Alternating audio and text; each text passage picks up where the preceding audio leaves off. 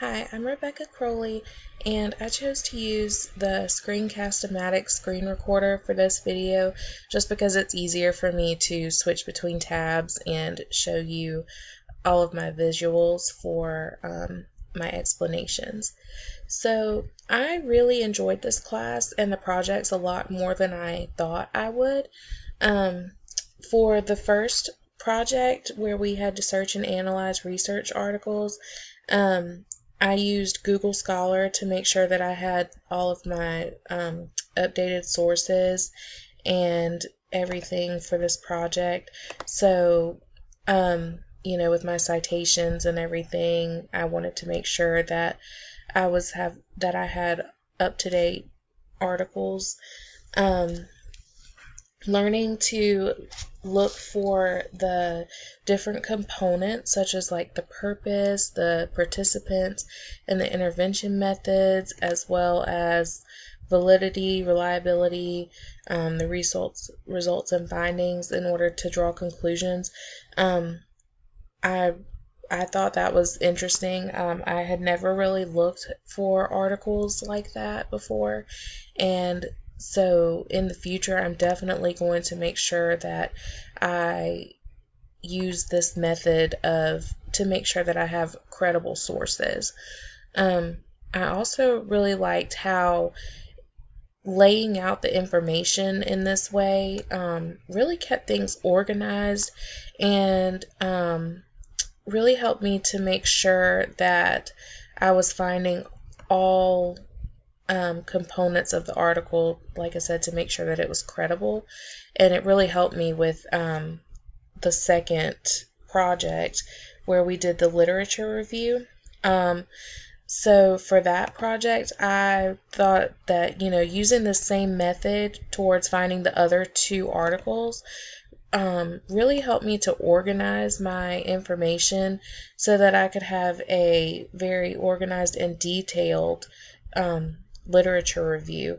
I think that this project would be really helpful for students to make sure that they can find relatable, reliable resources and be able to combine that to give a very detailed and informative, accurate insight on a topic. So again, I thought it was very easy to do this second project due to the format of the first one, because I just kind of used both of them interchangeably to create the literature review. For project number 3, I thought this was very interesting because I had never collected data like this or analyzed data like this before. So it was really interesting to me on having to do this because I wasn't really sure what method I was going to use at first due to not knowing how to do this or never having done this before, but I did find that color coding my data it was just easier for me, and it seemed to make the most sense. It helped me to make the data organized, and it really helped me to visualize the concept and relationships within the data. I can definitely see myself using this for analyzing feedback from my students or from other teachers, being in a faculty meeting or something, taking notes, analyzing that qualitative data like that could really help to find the major concepts and thoughts throughout those types of meetings. And I also thought it just helped to keep the data, like I said, organized. I also found that throughout this course, the main resources that I used were, again, the Purdue OWL site. I like to use that a lot with the APA style because I am not very handy when it comes to APA format, so I always have to have a refresher whenever I'm citing things or making sure that I have my paper the correct way for APA format. I also use, like I said, the Google Scholar, and I will definitely be using these in future lessons for my students to ensure that they're researching credible sources for any type of research projects that they're doing. And you can see here I've bookmarked these sites just because they are very important resources that I will be using again and giving to my students to use.